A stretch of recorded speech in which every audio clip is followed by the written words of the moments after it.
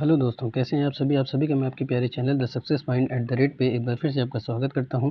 समय हो चुका है भूगोल से संबंधित प्रश्नों पर अध्ययन करने का, क्योंकि सुबह के 11 बज चुके हैं और 11 बजे जो प्रश्नों पर हमारा डिस्कशन चलता है, जिस सब्जेक्ट पे हमारा अध्ययन चलता है वो भूगोल से संबंधित होता है। तो फटाफट से लोगों को इन्फॉर्म कर दीजिए कि भूगोल यानी ज्योग्राफी की क्लास आ चुकी है। फटाफट से जुड़ जाएं, महत्वपूर्ण प्रश्नों को प्राप्त करें और अपने सिलेक्शन को सुनिश्चित करें। ज़्यादा से ज़्यादा शेयर कीजिए, वीडियो को लाइक कीजिए। वीडियो को कैसे लगते हैं कमेंट में ज़रूर बताएं। द सक्सेस माइंड @ एजुकेशन का एक ऐसा प्लेटफॉर्म है जहां से आप उन महत्वपूर्ण प्रश्नों को प्राप्त करते हैं जो कि आपके हर कॉम्पिटिटिव एग्जाम, चाहे वो यूपीएससी के हों, यूपीपीएससी हो, टीजीटी हो, पीजीटी हो, बैंक हो, रेलवे हो या अदर कोई भी एग्ज़ाम हो, उन सभी के लिए महत्वपूर्ण होगा। तो फटाफट से जुड़िए और लोगों को भी जोड़ने का प्रयास कीजिए। चैनल को प्यार दीजिए, सपोर्ट दीजिए, क्योंकि द सक्सेस माइंड @ आपको ज़मीन से आसमान की बुलंदी तक पहुंचाएगा, क्योंकि हमने ठाना है सफलता आपको दिलाना है। इसी उद्देश्य के साथ हम ये कॉमन वीडियो लेकर आते हैं, तो बिल्कुल भी स्किप मत करें। वीडियो को शुरुआत से अंत तक देखें, ज़्यादा से ज़्यादा प्रश्नों को लगाने का प्रयास करें और देखें कि आप कितने सही प्रश्नों के उत्तर दे पाते हैं। और भूगोल के अंतर्गत हमारा जो अध्ययन चल रहा है वो भारत के भूगोल पे चल रहा है। आइए देखते हैं आज कौन से प्रश्नों को रखा गया है। तो आज का पहला प्रश्न प्यारे दोस्तों, निम्नलिखित में से कौन से दो सुमेलित हैं? एक तरफ जनजाति दिया हुआ है, दूसरी तरफ राज्य दिया हुआ है। आइए देखते हैं। खरिया उड़ीसा, कुकी उत्तर प्रदेश, यांदी राजस्थान, पालियान तमिलनाडु। आपको बताना है जो जनजाति है वो किस राज्य से संबंधित है, ये कौन सा सही सुमेलित है।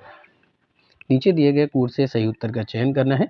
तीसरा और चौथा, पहला और चौथा, दूसरा और तीसरा या फिर पहला और दूसरा। तो इसका सही उत्तर क्या हो जाएगा दोस्तों, आइए देखते हैं। खरिया की बात करें तो ये उड़ीसा बिल्कुल सही है। कुकी उत्तर प्रदेश में नहीं होता दोस्तों। कुकी जनजाति जो पाई जाती है वो मणिपुर, मिजोरम, त्रिपुरा में पाई जाती है। इस लिहाज से क्या हो जाएगा, यह गलत हो जाएगा। कुकी कहाँ पाई जाती है दोस्तों? कुकी मणिपुर में पाई जाती है, मिजोरम में पाई जाती है और त्रिपुरा में पाई जाती है, यानी कि MMT में पाई जाती है। ठीक है दोस्तों। यांदी राजस्थान, ये भी गलत हो जाएगा दोस्तों, क्योंकि यांदी जनजाति ये राजस्थान में नहीं पाई जाती है। ठीक है दोस्तों। पालियान की बात करें, यांदी कोई जनजाति है ही नहीं दोस्तों, तो पाई कहाँ से जाएगी। पालियान की बात करें तो पालियान तमिलनाडु, ये बिल्कुल सही है। तो पहला और चौथा आपका सही हो जाएगा। पहला और चौथा कौन से विकल्प में दे रहा है, तो बी विकल्प में दे रहा है। तो B is the right answer for this question पे है दोस्तों। और ये क्या हो जाएगा, इंपॉर्टेंट हो जाएगा। MMT को याद रखिएगा, मणिपुर, मिजोरम, त्रिपुरा। अगला प्रश्न जो पूछा जा रहा है वो पूछा जा रहा है कि निम्नलिखित में से कौन सा रामसर स्थल है जो उत्तर प्रदेश में स्थित नहीं है। पहला क्या कह रहा है, सुर सरोवर, रामसर पश्चिम बिहार, अभयारण्य सरसई नावर झील, सुरिनसर मानसर झीलें। कौन सा रामसर स्थल है जो उत्तर प्रदेश में स्थित नहीं है। तो दोस्तों उत्तर प्रदेश में जो रामसर स्थल है वो सुर सरोवर है, रामसर पक्षी अभयारण्य है, सरसई नावर झीलें हैं, पर मानसर झील नहीं है दोस्तों। क्या नहीं है, मानसर झील नहीं है। तो ये आपका डी विकल्प क्या हो जाएगा, सही हो जाएगा। तो D is the right answer for this question. और ये क्या हो जाएगा प्यारे दोस्तों, इंपॉर्टेंट हो जाएगा। ये जो मानसर झीलें हैं ये स्थित कहाँ है, तो ये जम्मू एंड कश्मीर में स्थित है। ये कहाँ स्थित है दोस्तों, तो ये जम्मू और कश्मीर में स्थित है।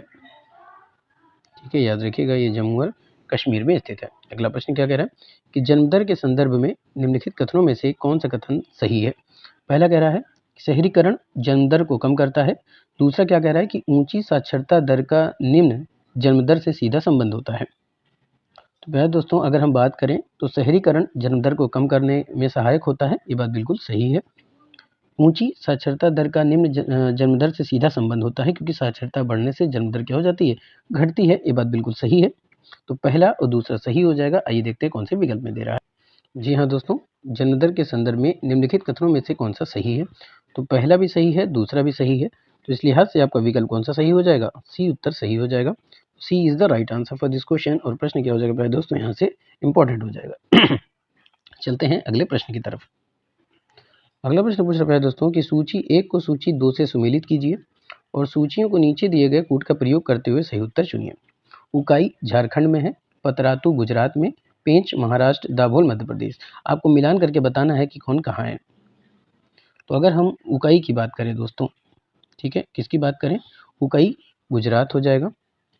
पतरातू कहाँ है, तो पतरातू आपके झारखंड में है दोस्तों, याद रखिएगा। पतरातू कहाँ है, झारखंड में। पेंच कहाँ है, पेंच मध्य प्रदेश में है, दाबोल महाराष्ट्र। ठीक है, इस लिहाज से उत्तर आपका क्या होना चाहिए, कौन सा विकल्प, जिसमें आपका 2 हो, 1 हो और 1 के बाद 4 हो और 4 के बाद 3 हो, यानी 2 1 4 3, 2 1 4 3 प्यारे दोस्तों आपके बी विकल्प में दे रहा है। तो B is the right answer for this question. और प्रश्न क्या हो जाएगा, इंपॉर्टेंट हो जाएगा। अगले प्रश्न को देखते हो समझते। अगला प्रश्न कह रहा है दोस्तों कि निम्नलिखित युग्मों में से कौन सा युग्म सुमेलित नहीं है। कौन सा युग्म है जो सुमेलित नहीं है, आपको इसका उत्तर देना है। सरदार सरोवर बांध नर्मदा नदी, तिलिया बांध कोनार नदी, गांधी सागर बांध चंबल नदी, नागार्जुन सागर बांध कृष्णा नदी। तो प्यारे दोस्तों अगर हम बात कर लें तो सरदार सरोवर बांध नर्मदा नदी ये बिल्कुल सही है। तिलिया बांध कोनार नदी ये गलत हो जाएगा दोस्तों, क्योंकि तिलिया कोनार नदी पे नहीं स्थित है। ठीक है, सी कह रहा है कि गांधी सागर बांध चंबल नदी बिल्कुल सही है। नागार्जुन सागर बांध ये भी सही है, कृष्णा नदी पर है। पूछ रहा है कि कौन सा नहीं है, तो बी नहीं है दोस्तों, तिलिया बांध। तो आपका विकल्प कौन सा सही हो जाएगा, बी विकल्प सही हो जाएगा, यही उत्तर हो जाएगा। तो B is the right answer for this question. और प्रश्न क्या होगा पहले दोस्तों, इंपॉर्टेंट होगा। अगला प्रश्न की तरफ चलते हैं। अगला प्रश्न क्या पूछा है दोस्तों कि निम्नलिखित में से कौन मानव जनित बायोम का एक उदाहरण है। ताजा जल, घास स्थल, वर्षा वन, कृषि भूमि। निम्नलिखित में से मानव जनित बायोम का उदाहरण क्या है। ताजा जल, घास स्थल, वर्षा वन, कृषि भूमि। तो इसका सही उत्तर क्या हो जाएगा दोस्तों, कृषि भूमि। कृषि भूमि जो होती है ये मानव जनित बायोम होता है। तो डी विकल्प आपका सही हो जाएगा। तो D is the right answer for this question. ठीक है दोस्तों, अगले प्रश्न की तरफ चलते हैं। अगला प्रश्न पूछ रहा है कि सूची 1 और सूची 2 को सम्मिलित कीजिए और सूचियों के नीचे दिए गए कूट में से सही उत्तर का चयन करें। उष्ण चक्रवात का अलग नाम और देश दिया हुआ है। ठीक है, आइए देखते हैं, मिलाते हैं। विली विली कहाँ है, तो ये विली विली पे है दोस्तों, ऑस्ट्रेलिया में पड़ता है। तैफू कहाँ पड़ता है, तो ये जापान, चीन और जापान क्षेत्र में पड़ता है। तो इसका उत्तर यहाँ पे चीन नहीं दिए, जापान दिया हुआ है, तो ये जापान हो जाएगा दोस्तों। बागियों की बात करें तो ये फिलीपींस हो जाएगा। हरिकेन ये अमेरिका में चलती है दोस्तों। ठीक है, जो विली विली जो चक्रवात है कहाँ चलता है, ऑस्ट्रेलिया में। तैफू कहाँ चलती है, जापान में। बागियो चलती है फिलीपींस में और हरिकेन चलती है संयुक्त राज्य अमेरिका में। तो इस लिहाज से उत्तर क्या होना चाहिए दोस्तों, जिसमें 2 3 1 4, तो 2 3 1 4 कौन से विकल्प में है, 2 3 1 4 आपके डी विकल्प में है। तो डी विकल्प आपका यहाँ से सही हो जाएगा। तो D is the right answer for this question. बात समझ में आए दोस्तों, चलते हैं अगले महत्वपूर्ण प्रश्न की तरफ। बहुत ही प्यारे प्रश्नों की सीरीज है दोस्तों। प्रश्न कह रहा है कि क्रमशः किस वर्ष भारत की जनगणना के अनुसार उत्तर प्रदेश के कानपुर और लखनऊ शहर मिलियन सिटी बन गए थे। आपको वो वर्ष बताना है जिस वर्ष में भारत की जनगणना के अनुसार उत्तर प्रदेश के कानपुर और लखनऊ शहर जो है वो मिलियन सिटी बन गए थे। विकल्प क्या कह रहा है, 1951 और 1961, 1961 और 1971, 1971 और 1981, 1981 और 1991। कौन से वो 2 वर्ष हैं जिसमें उत्तर प्रदेश के कानपुर और लखनऊ शहर मिलियन सिटी बन गए थे। तो प्यारे दोस्तों कानपुर 1951 में बना था और लखनऊ 1961 में बना था। तो उत्तर क्या हो जाएगा, 1951 और 1961। तो ए विकल्प आपका सही हो जाएगा। तो A is the right answer for this question. यहाँ पे जानने योग्य बात कौन सी है कि 1951 की अगर हम बात कर रहे हैं तो ये कानपुर है। क्या है दोस्तों, तो ये कानपुर है। 1961 की अगर हम बात कर लें तो ये लखनऊ है। क्या है दोस्तों, तो ये लखनऊ है, याद रखिएगा। तो ये लखनऊ है। अगला प्रश्न है कि भारत की सबसे छोटी आर्द्रभूमि कौन सी है। सांबर झील, रेणुका आर्द्रभूमि, भोज आर्द्रभूमि, सुर सरोवर। भारत की सबसे छोटी आर्द्रभूमि कौन सी है। सांबर झील, रेणुका आर्द्रभूमि, भोज आर्द्रभूमि, सुर सरोवर। तो याद रखिएगा कि क्षेत्रफल की दृष्टि से जो भारत की सबसे छोटी आर्द्रभूमि है वो है रेणुका आर्द्रभूमि। कौन सी दोस्तों, रेणुका आर्द्रभूमि। तो ये उत्तर क्या हो जाएगा, बी विकल्प। तो B is the right answer for this question. और ये क्या हो जाएगा मेरे दोस्तों, इंपॉर्टेंट हो जाएगा। लगभग 20 हेक्टेयर इसका जो क्षेत्र है वो कितना है, 20 हेक्टेयर है दोस्तों। 20 हेक्टेयर है इसका क्षेत्र, 20 हेक्टेयर, याद रखिएगा। ठीक है, इस लिहाज से ये छोटा है। आगे चलते हैं। अगला प्रश्न है दोस्तों कि निम्नलिखित कथनों पर विचार करें। पहला क्या कह रहा है कि लिथियम त्रिभुज में दक्षिण अमेरिकी देश अर्जेंटीना, चिली, बोलीविया शामिल है जो अपने महत्वपूर्ण लिथियम भंडार और उत्पादन के लिए जाने जाते हैं। दूसरा कह रहा है कि लिथियम को सफ़ेद सोना भी कहा जाता है। तीसरा कथन है कि भारत ने कर्नाटक के मारला गरला अल्लापट्टना क्षेत्र में अपना पहला लिथियम भंडार खोजा था। तो आइए देखते हैं। तो लिथियम त्रिभुज में दक्षिण अमेरिकी देश जो अर्जेंटीना है, चिली है, बोलीविया ये शामिल हैं, जो अपने महत्वपूर्ण लिथियम भंडार उत्पादन के लिए जाने जाते हैं। तो बात बिल्कुल सही है। लिथियम को सफ़ेद सोने के नाम से जाना जाता है, ये भी सही है। भारत ने कर्नाटक के मरला गरला अल्लापट्टना क्षेत्र में अपना पहला लिथियम भंडार खोजा था, तो ये भी सही है। क्या ये बात सही है दोस्तों? तो तीनों ही बात आपकी सही है। तो उत्तर हो जाए, पूछा जा रहा है पहला तीसरा, दूसरा तीसरा, 1 और 2। तो प्यारे दोस्तों, इसका सही उत्तर क्या हो जाएगा? तो इसका सही उत्तर होना चाहिए पहला और दूसरा दोस्तों। देखिए यहाँ पर जो पूछ रहा है, देखिए पहला दूसरा तीसरा तीनों हैं, ठीक है दोस्तों, पर यहाँ पर आपके विकल्प में पहला और तीसरे का ऑप्शन नहीं दे रहा है। क्यों नहीं दे रहा है दोस्तों? पहला दूसरा और तीसरा तीनों होना चाहिए, पर यहाँ पे जो सर्वोत्तम विकल्प के अकॉर्डिंग जो माना जा रहा है वो पहला और दूसरा होगा। तो इस लिहाज से आपका उत्तर सी हो जाएगा। C is the right answer for this question. चलते हैं अगले महत्वपूर्ण प्रश्न की तरफ, जो काफ़ी इंपॉर्टेंट और महत्वपूर्ण होगा आपके किसी भी कॉम्पिटिटिव एग्जाम के लिए। अगला प्रश्न क्या है दोस्तों कि माड़ जो मिट्टी होती है उत्तर प्रदेश के किस भाग में पाई जाती है? उत्तरी उत्तर प्रदेश, दक्षिणी उत्तर प्रदेश, पूर्वी उत्तर प्रदेश या इनमें से कोई नहीं। तो माड़ मिट्टी उत्तर प्रदेश के किस भाग में पाई जाती है? तो माड़ मिट्टी की बात करें तो ये हमीरपुर, बांदा, जालौन, चित्रकूट और बुंदेलखंड क्षेत्रों में पाई जाती है। तो इस लिहाज से हम प्रश्न क्या कह सकते हैं, इसका उत्तर जो सही होगा वो होगा दक्षिणी उत्तर प्रदेश। क्या हो जाएगा दोस्तों? दक्षिणी उत्तर प्रदेश। तो आपका बी विकल्प यहाँ से सही हो जाएगा। तो B is the right answer for this question. और प्रश्न क्या हो जाएगा? इंपॉर्टेंट हो जाएगा। ठीक है दोस्तों, चलते हैं अगले प्रश्न की तरफ।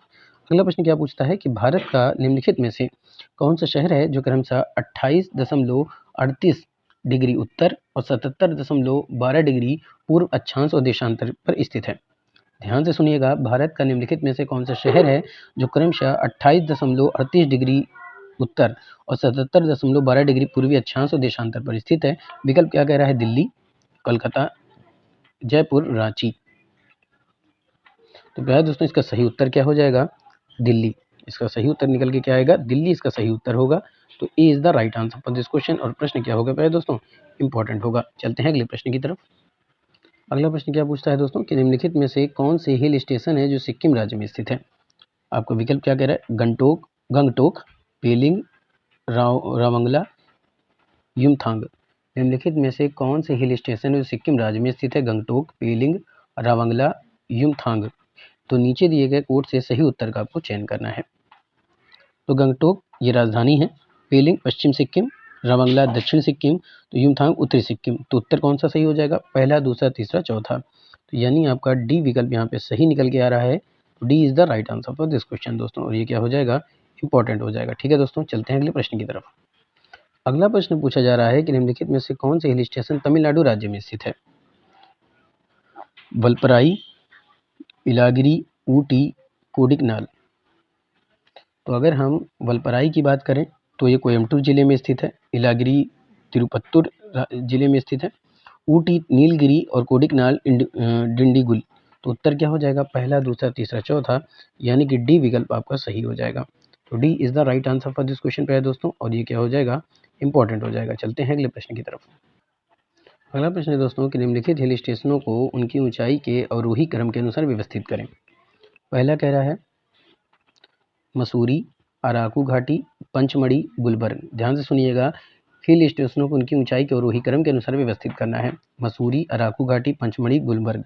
तो देखिए गुलबर्ग की बात करें तो गुलबर्ग ये 26,000 यानी 2,650 से लेकर के 2,700 मीटर। ठीक है दोस्तों। उसके बाद मसूरी है जो 2,000 है,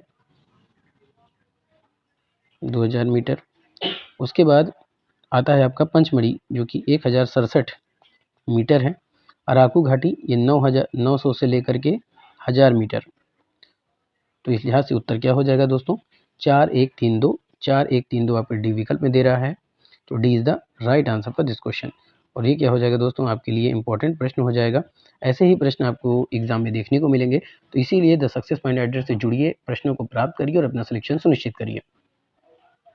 अगला प्रश्न क्या पूछता है कि थार रेगिस्तान के पोखरण क्षेत्र में पहली सफल खोज को निम्नलिखित में से किस नाम से जाना जाता है? ध्यान से सुनिएगा, थार रेगिस्तान के पोखरण क्षेत्र में पहली सफल खोज को निम्नलिखित में से किस नाम से जाना जाता है? आपका विकल्प कह रहा है कि operation nuclear energy, operation ginger, operation smiling Buddha, operation black tornado. किस नाम से जाना जाता है? तो याद रखिएगा, थार रेगिस्तान के पोखरण क्षेत्र में जो पहला परीक्षण किया गया था वो कब किया गया था? तो 1974 में किया गया था। का आधिकारिक कोड क्या था? तो ये था ऑपरेशन स्माइलिंग बुद्धा। क्या था दोस्तों? ऑपरेशन स्माइलिंग बुद्धा नाम था। सी विकल्प आपका यहाँ से सही हो जाएगा। C is the right answer for this question. और प्रश्न यहाँ से क्या हो जाएगा? इंपॉर्टेंट हो जाएगा। अगला प्रश्न निकल के क्या आ रहा है कि निम्नलिखित को उत्तर से दक्षिण दिशा में व्यवस्थित करें। कह रहा है कोको चैनल, नारकोंडम द्वीप, छोटा अंडमान, नारकोंडम द्वीप, बैरन द्वीप। तो देखिए, सबसे पहले आपका कोको चैनल होगा, कोको चैनल के बाद आपका नारकोंडम द्वीप होगा, नारकोंडम द्वीप के बाद आपका बैरन द्वीप होगा, और बैरन द्वीप के बाद आपका छोटा अंडमान होगा। तो इस लिहाज से उत्तर क्या हो जाएगा दोस्तों? 1 2 3 4, ये आपका उत्तर होना चाहिए। क्या होना चाहिए दोस्तों? 1 2 3 4।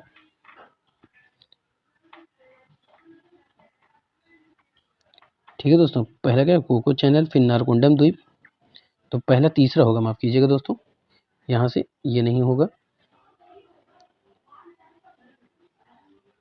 ठीक है दोस्तों, ये नहीं होगा।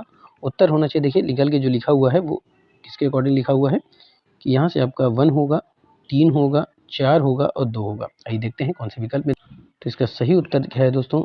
1 3 4 2। 1 3 4 2 आपके बी विकल्प में दे रहा है। तो B is the right answer for this question. और ये क्या हो जाएगा पहले दोस्तों? आपके लिए इंपॉर्टेंट हो जाएगा। अगले प्रश्न को देख लेते हैं। अगला प्रश्न है कि उत्तर से दक्षिण तक नदियों का निम्नलिखित में से कौन सा क्रम सही है? पहला कह रहा है कि दामोदर, महानदी, ब्राह्मणी, तुंगभद्रा, ब्राह्मणी, तुंगभद्रा, दामोदर, महानदी, दामोदर, ब्राह्मणी, महानदी, तुंगभद्रा, दामोदर, ब्राह्मणी, तुंगभद्रा नदी या फिर महानदी। तो उत्तर से अगर दक्षिण तक हम चलें तो उसका क्रम क्या होगा? पहले दामोदर होगा, फिर ब्राह्मणी होगा, फिर महानदी होगा, फिर तुंगभद्रा होगा। इस लिहाज से विकल्प कौन सा सही हो जाएगा? सी विकल्प आपका सही हो जाएगा। यही उत्तर भी होगा इसका। C is the right answer for this question. और प्रश्न क्या हो जाएगा पहले दोस्तों? इंपॉर्टेंट हो जाएगा। अगला प्रश्न क्या है? निम्नलिखित में से कौन सी गंगा नदी की दाहिनी तटवर्ती सहायक नदी है? गंगा नदी की दाहिनी सहायक नदी कौन सी? विकल्प यमुना, तमसा, सोन, पुनपुन। तो दोस्तों यमुना भी है, तमसा भी है, सोन भी है, पर पुनपुन नहीं है। तो 1 2 3 जिस विकल्प में होगा वही आपका उत्तर होगा। तो जो निकल के आ रहा है वो कौन सा है दोस्तों? तो 1 2 3 और 4।